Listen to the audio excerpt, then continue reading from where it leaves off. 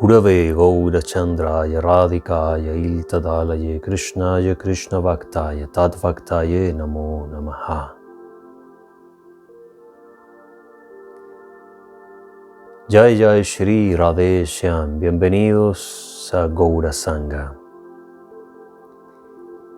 Mi misión de vida, ¿cuál es mi misión de vida? ¿Para qué he venido hasta este mundo fenoménico? Al mundo material, a este mundo que pareciera muchas veces carecer de todo sentido. Una realidad que nos ha forzado a vivir, a pensar, sentir y actuar de cual o tal forma, muchas veces en contra de nuestra propia voluntad.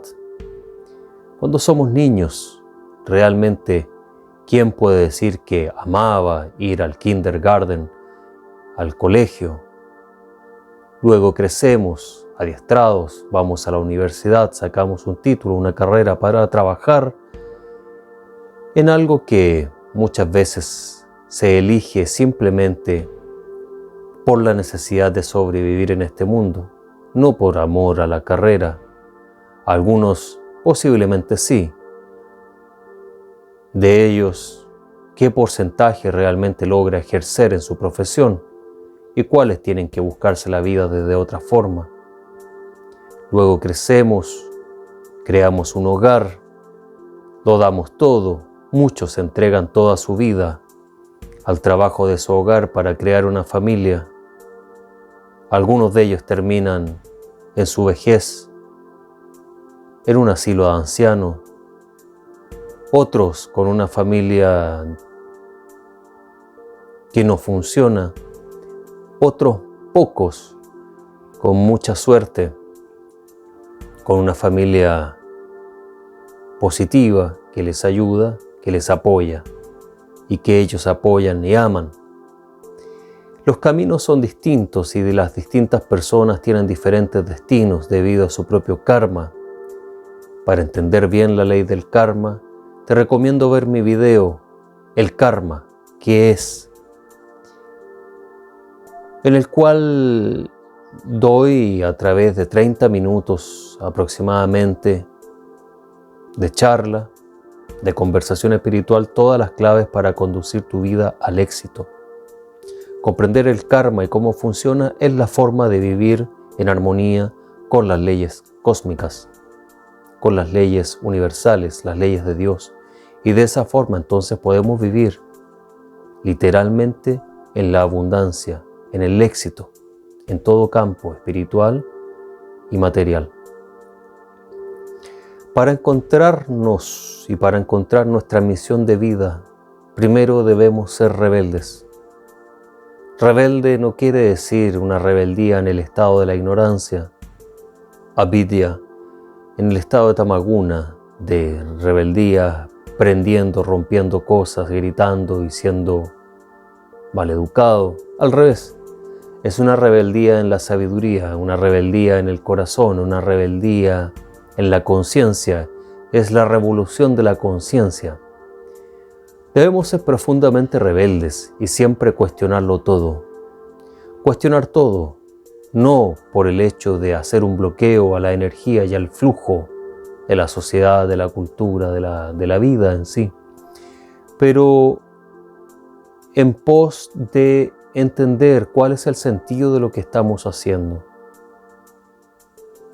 En estos momentos yo estoy aquí hablándoles desde Bielorrusia, un país realmente muy bello, con mucha naturaleza, agua limpia, cielos limpios, aire limpio para respirar. Es un lugar bastante bueno para vivir. Pero parte de la cultura tiene una devoción respecto a la guerra, debido a que fueron parte de ese conflicto que se dio entre 1941 y 1945. Sí, la llamada Segunda Fiesta del Mundo, Segunda Fiesta Mundial. Y como son aliados de amigos, hermanos de Rusia, de hecho el país se llama Bielorrusia, Bielo blanco, la Rusia blanca,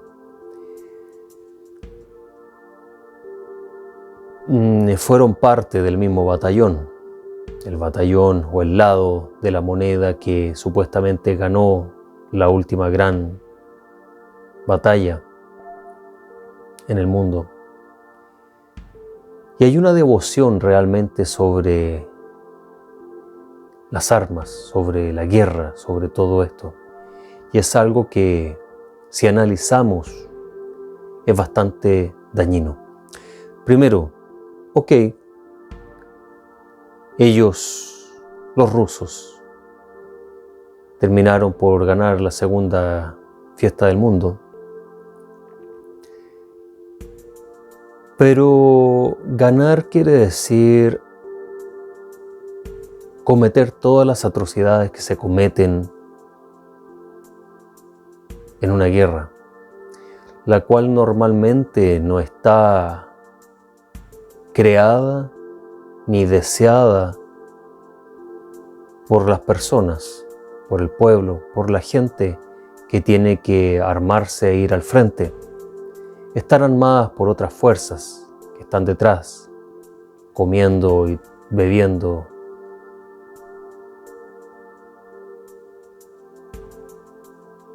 A espaldas e ignorancia de la gente que les vota, que les cree y les sigue. Los niños aquí, y me imagino que en Rusia también, porque son culturas muy similares, celebran con juguetes bélicos, armas, pistolas, metralletas de plástico, revólver. Ocupan ropa militar, etc. Lo que es nada más y nada menos que una programación social para mandarlos directos al matadero en cuanto sea necesario, porque es parte de la cultura, se celebra. Ven a esas personas como héroes realmente. Y si hubiera ganado la otra parte de la moneda, ¿también serían héroes? Es de héroe lo que sucedió con las mujeres y los niños. Cuando finalizó todo, los cuales vivieron todo tipo de brutalidades y bestialidades. Es de héroe. En realidad no hay nada de heroico en estas batallas. Héroes eran los tiempos védicos donde se llevó a cabo, por ejemplo, el Mahabharata, la gran batalla universal, donde las fuerzas opuestas se midieron, pero en una parte del campo de batalla estaba Krishna. Esto sucedió hace 5.000 años atrás y un poco más, en un lugar cercano a Nueva Delhi, actualmente en India. Pero esa batalla, esa gran guerra mundial, estaba relacionada a los valores de la humanidad, al futuro de la humanidad y cómo se iba a liderar la humanidad, con valores espirituales, con valores de entereza, de altruismo. En la ley cósmica, Dios mismo manifestado, la suprema personalidad de Dios, Swayam Bhagavan, se manifestó en este mundo hace 5.000 y algo de años atrás y tomó parte de esa gran batalla. De hecho, fue quien desató finalmente esta batalla de la luz en contra de la oscuridad. Y obviamente Dios siempre gana porque Dios es el más poderoso de todos. Y aquel conflicto terminó en manos de los buenos. Pero hoy en día es una historia totalmente diferente. Personas que se creen todopoderosas van y mandan al frente a quienes no conocen, porque ellos mismos no van a ir, obviamente. Son cobardes con un gran poder. Entonces, Si nosotros no cuestionamos realmente lo que estamos viviendo, lo que estamos apoyando y cómo estamos viviendo, entonces estamos en un gran conflicto. En un conflicto en el cual somos literalmente carne de cañón. Y no solamente para los niños, los jóvenes, la cultura de Bielorrusia o los rusos, pero también en el mundo europeo, en el mundo occidental, en el mundo hispanoparlante, en el mundo latinoamericano, norteamericano, en el mundo inglés, en el mundo completo. Porque mientras ustedes no son enviados, o la gente, los niños no son enviados al matadero de esta forma, son enviados a la programación cultural, social. Porque no hay un cuestionamiento realmente de por qué hacemos las cosas, para qué hacemos y para qué actuamos, ¿verdad? Entonces cosas tan simples como la alimentación está creando un karma enorme sobre las personas. Al no entender, no querer entender o negarse a la verdad de llevar una dieta vegetariana, una dieta libre del sufrimiento animal. Los animales sufren tanto como los seres humanos. Debemos tratarles con amor, así como nosotros queremos ser tratados con amor. Somos seres sintientes. Ellos también son seres sintientes. Hay que tratarles con amor, al igual que nosotros queremos ser tratados con amor. Tú, yo, todas las personas buscan amor. Los animales también buscan amor porque somos la misma esencia, en lo fundamental, en la raíz, en lo original. Todas las entidades vivientes, vegetal, animal, humanos, tenemos la misma esencia. Esa esencia se llama Atman. Ese Atman es un ser de conciencia pura, limpia, trascendental. Pero en este momento estamos dentro de esta realidad caótica, dentro de este laberinto en el cual nos han puesto o nos hemos impuesto, que se llama Mahamaya, la gran creación, la gran ilusión, la gran manifestación material. Y en este Mahamaya, en este Maya, en esta ilusión externa material, nosotros, como almas, como Atman, estamos en un estado de confusión. Es por eso que no se logra llegar a entender quién soy yo, cuál es mi meta, cuál es mi sentido aquí en este mundo, en este universo. Esto da como consecuencias depresión, pérdida de todo sentido, ética, moral, espiritualidad, motivación de luchar y vivir. ¿Para qué? Si no hay un sentido claro, no hay un por qué hacer las cosas. Y es completamente comprensible. Yo también sentiría de esa forma si estuviera lejos de mi centro, lejos de la conciencia, lejos de Bhagavan, lejos de Dios, de la suprema conciencia. Entonces todos estos Atman, todas estas almas, están en un estado de confusión, de polución de conciencia, Jiva. Este es el concepto llamado Jiva. Somos Jiva Atman, almas con la conciencia cubierta. Debemos descubrirnos, redescubrir, desencriptar nuestra conciencia cósmica. Debemos hacerlo, pero ¿cómo hacerlo? Frente a una cultura, a una sociedad, a una cadena genética, la cual nunca se ha preocupado de ello. Una vez más, es porque no hay cuestionamiento. En realidad sí, hay culturas, hay eras de miles de años que han trabajado sobre esto, pero obviamente en la educación de la universidad y del colegio no se enseña sobre estos temas y si es que se llegara a mostrar algo, se enseña todo de forma distorsionada, a priori distorsionada, para que no se entienda el real trasfondo de la historia y de las culturas ancestrales.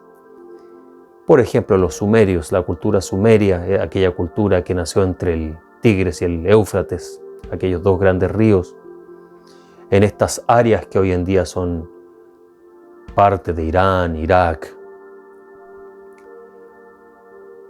Esa es una de las culturas más ricas y así llamada la primera cultura del Occidente, donde había toda una tradición filosófica espiritual riquísima. La mala traducción y la mala interpretación de sus tradiciones espirituales y culturales se llevan al estudio hoy en día como mitos y leyendas, y dentro de los mitos y leyendas se ha aumentado la ignorancia y la tergiversación de aquellos textos y de aquella filosofía, visión de vida de las tablillas, y se ha mezclado con temas ufológicos, de extraterrestre, experimentación genética, etc. Todo un tema creado por la élite, por el History Channel con su programa Alienígenas Ancestrales y todo para desmistificar, para quitarle importancia y sentido a todo ello. Aunque obviamente algunas de las investigaciones que harán en ese canal, en ese programa, esos investigadores, Zecharia Sitchin y toda esta gente que está detrás de la revelación, gran revelación de la cultura sumeria y sus tablillas, seguramente algo importante tendrán, claro que sí. Recuerden que toda mentira está edificada en una gran verdad. Así es como comienzan las grandes mentiras. La gran mentira del sistema neocapitalista que estamos viviendo es que cada uno tiene la oportunidad de crecer y desarrollarse dependiendo del esfuerzo que cada uno pone en su trabajo, en su emprendimiento.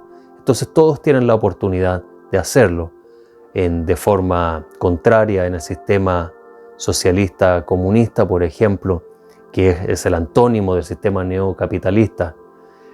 Es que nadie puede sobresalir especialmente, todos son iguales, por tanto todos se mantienen en la misma línea, normalmente en la línea de la pobreza, mientras los líderes políticos son los que viven como ricos. Entonces el antónimo a ello es el sistema neoliberal, el sistema capitalista, donde cada uno puede adquirir la riqueza que desea por su propio esfuerzo. ¿Es esto verdad y posible con los impuestos que se le cobran a las personas? La inflación, esto y lo otro, lo hacen realmente imposible y se sigue viviendo en un sistema similar al anterior, al antónimo, pero con diferente color. Todo está fríamente calculado y está todo manejado. Es por eso que muchas veces nos preguntamos cuál es mi sentido frente a toda esta maquinaria, a todo esto que veo, y los que están despiertos o semidespiertos ven que es un caos, ven que es un círculo que pareciera no tener salida, ven que es un sinsentido, ven que los políticos son líderes corruptos, ven que la política es falsa, ven que el sistema monetario internacional, el Banco Mundial, creo que todos sabemos de lo que estoy hablando, y los que no tienen que profundizar sobre estos temas para ver. Cuando comencé mi camino de búsqueda y de misticismo, ya había tomado iniciación, primera iniciación, segunda iniciación, llamado según la Gaudiya Math, iniciación brahmana. Había recibido mi nombre espiritual, el Mahamantra, el Gayatri Brahma,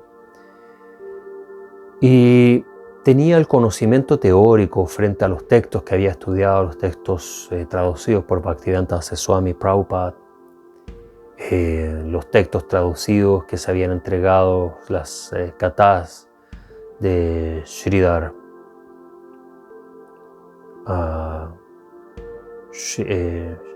Maharaj. Luego también tuve la oportunidad de revisar los textos de Sri Narayan Maharaj, devotos seguidores de la Gaudiya Math, y entendía todo esto sobre Maya, el Mahamaya, la ilusión del mundo material, etc., y que mi real identidad era ser un alma espiritual, y que mi finalidad era alcanzar los pies del loto de Krishna. Todo esto lo entendía, pero había un bache importante frente a verlo, dónde estaba y cómo actuaba físicamente esta gran ilusión, en qué momento yo podía ver la ilusión en este engranaje cósmico, engranaje universal.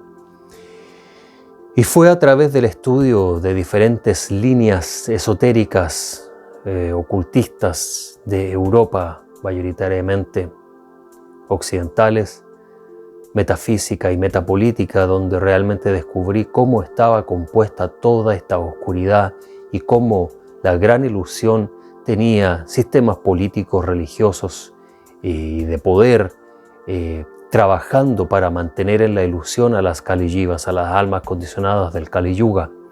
Fue ahí cuando realmente entendí lo que significaba la gran ilusión y cómo la gran ilusión funciona en este mundo material. Fue ahí cuando realmente pude ver frente a frente, mirar al lado, al otro lado, arriba y abajo y encontrarme con las grandes trampas sociales, culturales para mantener a todas las almas como tú y como yo durmiendo. Ahí fue cuando lo pude realmente evidenciar, cuando pude apreciar el fenómeno y realmente fue impactante. Un impacto, un choque cultural que me duró varios años de digerir, de meditar. Y obviamente la primera reacción que uno tiene es querer hacerlo desaparecer, destruirlo todo. Y obviamente yo también caminé ese sendero de rebeldía, de anarquismo social. Anarquismo entendiéndose no el anarquismo en la ignorancia de ir y romper y quemar cosas y luego irme a la casa a comer una hamburguesa, un McDonald's. No, sino que anarquismo en el real sentido de la palabra, en el sentido de no necesito líderes porque puedo ser el líder de mí mismo en plena conciencia. O sea, no en la ignorancia, en conciencia puedo liderarme a mí mismo y no necesito líderes externos que ofusquen mi desarrollo como ser. Esa es la visión real anárquica, ese es el anarquismo real, como filosofía. Pero bueno, hoy en día no sigo nada de eso, ni tampoco me duró mucho, pero fue un momento, un lapsus de tiempo cuando pude ver realmente cómo estaba construida toda esta matrix y toda la oscuridad. Por lo demás, y un paréntesis, simplemente a quienes les interese esta temática, estoy dando un seminario, se llama Lo Oculto. Es el 10 de junio de 2023, día sábado, a las 9 de la mañana en horario Santiago de Chile, donde voy a hablar sobre estos temas de forma abierta. Va a ser tremendo. Ese seminario se los recomiendo a todos mis escuchas que quieren saber y entender más sobre estos temas. Les recomiendo tomar el seminario. Para tener más información pueden ir a tarotymisterios.com. Ahí está toda la información. Bueno. Entonces, cuando uno llega a ese punto, incluso antes, uno realmente medita y piensa, dice, ¿cuál es el sentido de todo esto? ¿Por qué tengo que actuar, hacer cualquier cosa que me piden y que desean que yo haga culturalmente, socialmente, familiarmente, si realmente yo veo que hay una pérdida de todo sentido en lo que está sucediendo? No hay valores reales, no hay nada que yo pueda decir, sí, esto tiene sentido, debo hacerlo. En realidad hay muy poco de ello, hay muy poca esencia y mucho de porque sí. ¿Te has fijado cuando los niños, o quizás tú fuiste niño, niña, y le preguntaste a adultos, a tus padres o a algún adulto, a un profesor, ¿por qué esto? Y te dicen porque sí. Y el porque sí es la peor respuesta que puede existir, ¿verdad? No existe un porque sí, tiene que haber un porqué. Y si no hay un porqué, es un sinsentido. Y un sinsentido es algo que no debemos hacer, porque no tiene sentido. Entonces esta era la visión que yo veía, era todo un sinsentido, un porque sí. Cuando le preguntaba a mi profesor, esto fue en la universidad estudiando psicología, le pregunté a mi profesor de epistemología, la ciencia del conocimiento, desde dónde viene el conocimiento. Le pregunté, profesor, ¿por qué mis compañeros de clase, que entienden muy poco de filosofía, de hecho muchos de ellos entienden nada de filosofía, no les interesa el tema, quizás sacan los puntos, hacen los exámenes y ganan buena aprobación en los exámenes haciendo trampa copiándose uno a otro o pasándose lo que se llaman los torpedos, un papel con las respuestas, etc. No lo sé, pero lo que sí sé es que ellos realmente manejan muy poco el tema y usted lo ve, en la clase se ve. Le decía yo a mi profesor en el corredor, no en clase obviamente, de forma privada, le decía, pero ¿por qué mis puntajes en los exámenes son tan bajos? Apenas apruebo.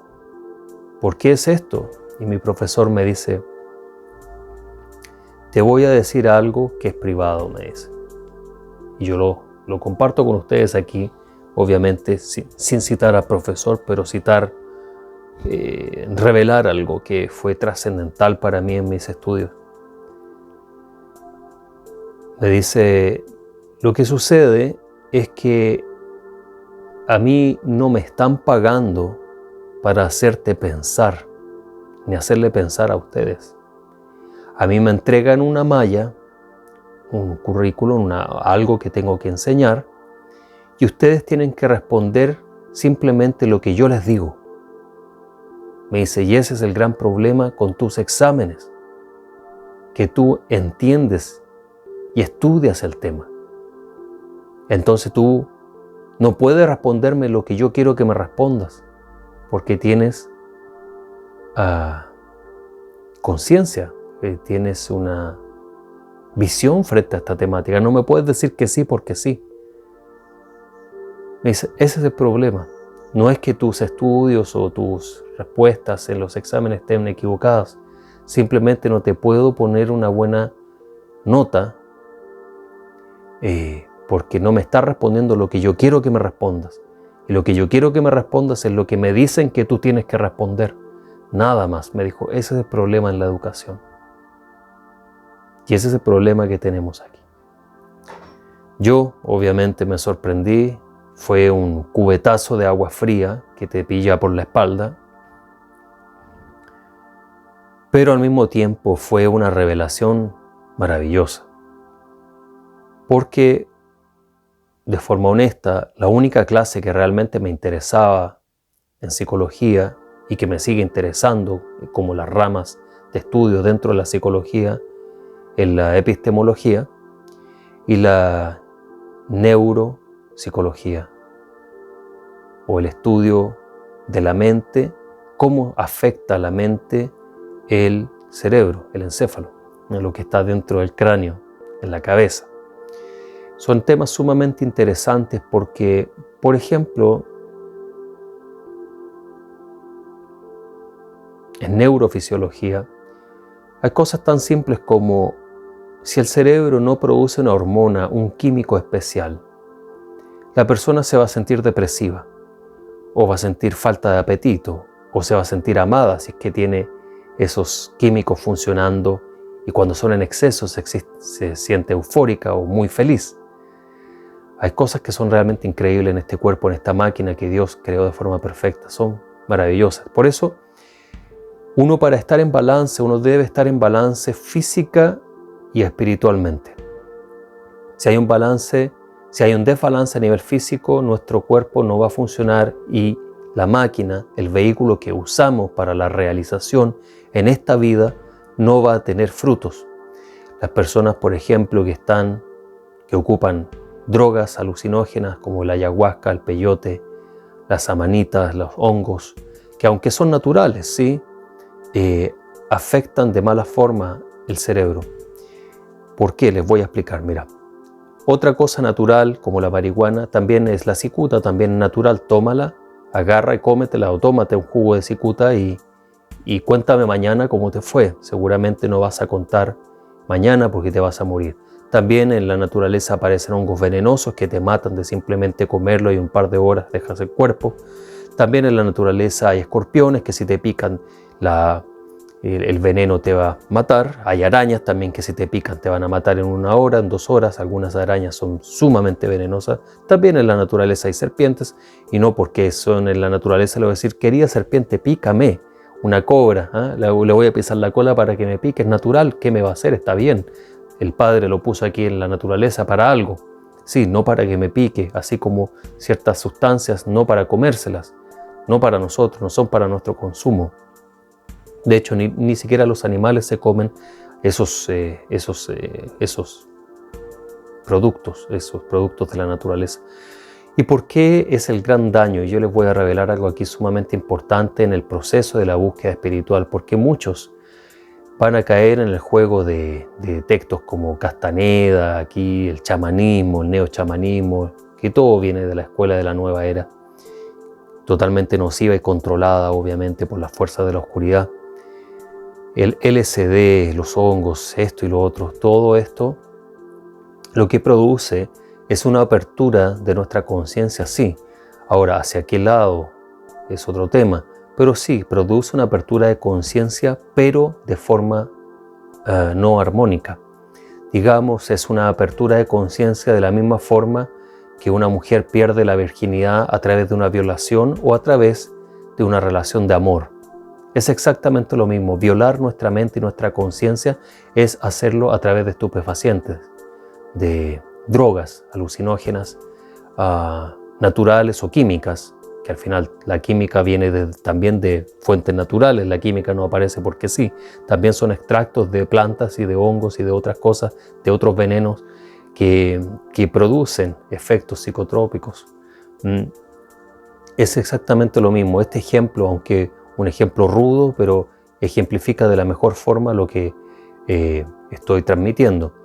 Esas drogas, esos psicotrópicos alucinógenos, son lo mismo que la sexualidad de una mujer que inicia con una violación. Obviamente pierde la virginidad, es lo mismo que perder la virginidad con una pareja, con un amor, en cuanto al acto, ¿no? Ese es el mismo tema, se rompe el himen y se pierde la virginidad, pero ¿qué es lo que sucede luego de eso? ¿Cuál es el trasfondo psicológico, emocional que esa violación o ese acto de amor, en el buen caso, daría?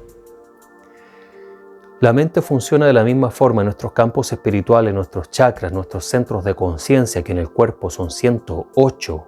Hay 108 chakras, no 7 chakras en el cuerpo. 7 son los principales que están en la columna vertebral, desde el hueso sacro hasta la coronilla, Muladhara y Sahasrara, ¿verdad? En la coronilla.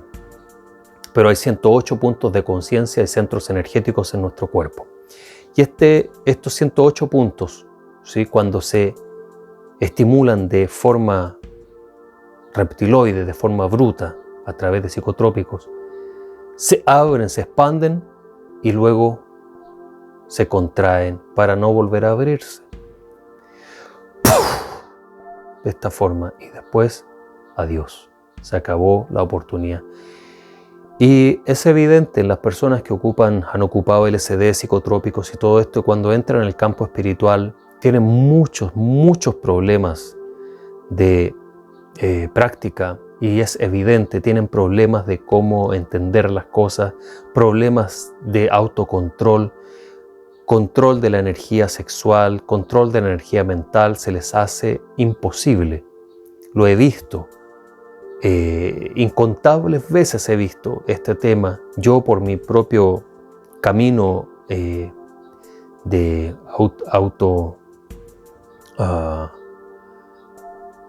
en mi camino de introspección, de meditación, de música, yo estuve tocando y enseñando el arte del didgeridoo, de la música del didgeridoo a nivel profesional. Viajé por todo el mundo, estuve en Australia, en Inglaterra, varias veces en Inglaterra, en Portugal, en Italia, en España, varias veces estuve dando conciertos y seminarios, en Finlandia, en Suecia, en Israel, en tantos países, ya ni me acuerdo cuántos lugares estuve visitando de forma profesional con este tema. Entonces conocí mucha gente que estaba en el área del chamanismo y que practicaban con psicotrópicos y con drogas así llamadas naturales. Y obviamente al pasar los años las consecuencias eran grandes. Ustedes pueden ver las personas, los hippies en los años 70 que tomaban LSD, en qué terminaron. Muchos de ellos, por ejemplo, tornaron al movimiento de ISKCON de los Hare Krishna en Estados Unidos, e hicieron cosas brutales, abominables, en nombre de su gurú, de Bhaktivedanta Swami Prabhupada, que obviamente Prabhupada no tenía ninguna culpa de estos personajes. pero ellos lo hacían por sus propias locuras. En Estados Unidos también hubo un caso que fue conocido de un devoto que había sido un ex hippie, que había ocupado LSD y todas estas ideas de la nueva era, y él escuchaba en sus sueños que venía Dios y le decía que tenía que matar a todos en el templo, y se preparó para hacerlo. Lo descubrieron y lo frenaron a tiempo, pero esto fue un caso más o menos grande. Muchas cosas así sucedieron brutales en la línea de Osho Rajneesh también, que ocupaban y que siguen ocupando psicotrópicos, drogas de todo tipo, también un tema bastante complejo, gente con problemas de esquizofrenia y otros. En el Kundalini Yoga también se han visto situaciones similares. Yo conozco todos estos grupos, he estado en todo. Los grandes sabios, los grandes yogis, los grandes rishis, los grandes maestros, los grandes gurus, los grandes líderes espirituales han sido todos líderes espirituales que han practicado algo en común, y que es la abstención de todo tipo de drogas. La práctica de sadhana, práctica espiritual, meditación, oración, mantras. Esa es la práctica real espiritual para abrir la conciencia. Y sí, es más lento que a través de psicotrópicos, pero es real y no tiene pasos atrás. Tampoco tiene efectos adversos, como el desarrollo de esquizofrenia o de siento que los ángeles me hablan y cosas así. No, en realidad es un proceso verdadero, fidedigno, en el cual el proceso, el paso a paso, es lento pero es seguro. No es una violación a tu conciencia, no es una usurpación a tu espiritualidad, sino que es un proceder en armonía, con amor. Es un proceder con sabiduría, en una modalidad sádvica, en una modalidad de bondad, no de ignorancia y pasión, de rompámoslo todo. No es así.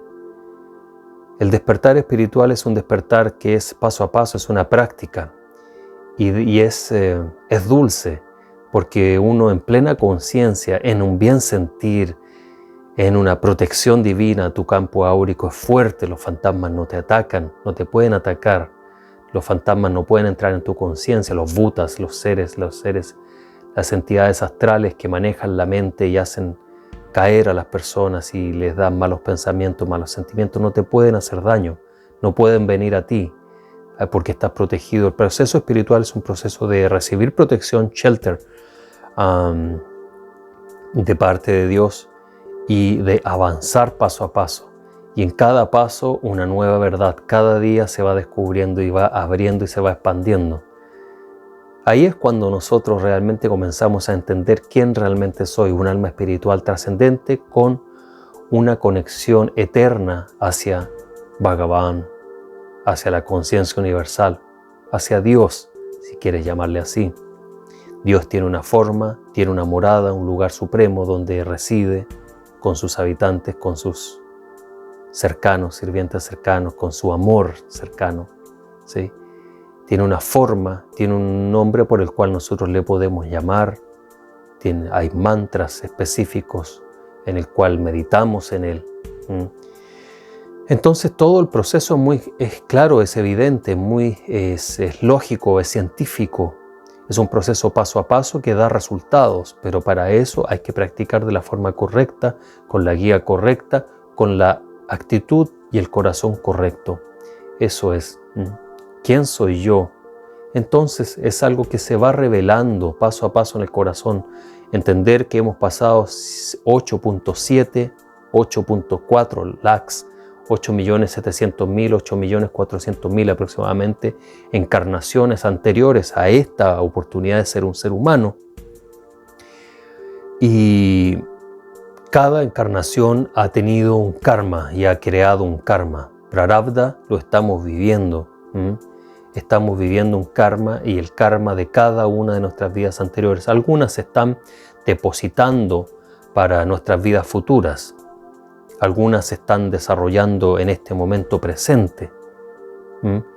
Y debido al karma, a nuestras acciones, ¿sí?, en ignorancia, entonces nuestra conciencia se va durmiendo y se va cubriendo hasta tal punto que no logramos vernos y pensamos que somos lo que vemos en el espejo, pero no es así. Ese es un espejismo de la realidad, no es verdad, es una ilusión, Mahamaya. Nuestra verdadera realidad es que somos un alma espiritual, un ser trascendente, Satchitananda, pleno de conciencia, de bienaventuranza y de vida eterna. Somos nosotros, Atman, cuando despertamos, Jiva, cuando estamos durmiendo. Despierta Jiva, Jiv Yago. Despierta Jiva, Jiv Yago. Despierta Jiva, Jiv Yago. Despierta Jiva a tu conciencia trascendental. Acepta la supremacía de Dios, ese Dios de amor, ese Dios de bondad, ese Dios de trascendencia. No es un Dios de castigo, no es un Dios lejano, es Dios cerca, está en tu corazón, se llama Paramatma. Puedes meditar en Él en cada momento, cierra tus ojos, concéntrate en el corazón. Percibe esa fuerza todopoderosa, vida, trascendencia que mora ahí. Y tú eres parte de eso, independiente, pero parte de esta fuerza. Eres una chispa divina que emana de una llama eterna. Esa llama es el Paramatma, es Dios. La chispa divina es el Atman, tú. Mírate, tú. Oh, mirémonos, somos dioses, decía el gran maestro de la filosofía alemana, Friedrich Nietzsche. Sí, mirémonos. Somos dioses en el sentido de que somos creados por Dios y tenemos cualidades similares. Ahora hay que despertar, mirar hacia nuestro interior, mirar el corazón, esa llama divina, identificarnos con la trascendencia. Somos trascendencia y nuestra actitud, acción divina, eterna, es ser una herramienta, expansión de esa conciencia suprema, Swayam Bhagavan, de la conciencia suprema, el amor trascendental de Dios, Krishna, el Señor del amor. Somos parte de Él, tenemos una relación con Él, debemos despertarla, debemos revivirla o desarrollarla, conectarnos con la verdad suprema. Esa es mi misión, ese es quien soy yo, y en esa naturaleza voy a abrir mis alas, voy a vivir feliz, en abundancia, en satisfacción absoluta, sabiendo que hay alguien que me ama eternamente. Siempre lo ha hecho, siempre lo hizo y siempre lo hará. Krishna está ahí, esperándome con sus brazos abiertos, su refulgencia universal de amor trascendente. Yo soy su creación perfecta. La Biblia dice, el hombre está hecho a imagen y semejanza de Dios, lo que quiere decir que Dios también tiene una forma humana, con la diferencia que Krishna, su cuerpo es trascendente y mi cuerpo es finito, perecedero. Mi cuerpo humano va a llegar un momento en el que va a alcanzar la muerte, pero mi cuerpo espiritual es como el cuerpo de Dios, trascendental. Meditemos en Swayam Bhagavan, Sri Krishna, en su maravillosa forma, la suprema personalidad de Dios y su querido y amado devoto. Yo, Atman, tú, Atman, somos uno, somos hermanos. Nuestro Padre es uno, Dios. Swayam Bhagavan Sri Krishna. Jai Nitai, Jai Gaur, Jai Radharaman, Jai Jai Shri Radheshyam. Si mis palabras son importantes, comparte este video en tu red social. Dale la oportunidad a otras almas, otros Atman Jiva, que puedan escuchar y beneficiarse así como lo has hecho tú en esta sesión, en esta charla. Un abrazo de amor trascendente para ti. Gracias por ver. Si quieres estar en contacto conmigo y con mi familia espiritual, con mi comunidad, anda a gourasanga.org. Link en descripción de este video. Gracias por ver y bendito día. Vaya Nitai Gaura Radheshyam, Japo Hare Krishna Hare Ram, Bhaja Nitai Gaura Deshyam, Japa Hare Krishna Hare Ram, Bhaja Nitai Gaura Deshyam, Japo Hare Krishna Hare Ram, Bhaja Nitai Gaura Deshyam, Japa Hare Krishna Hare Ram.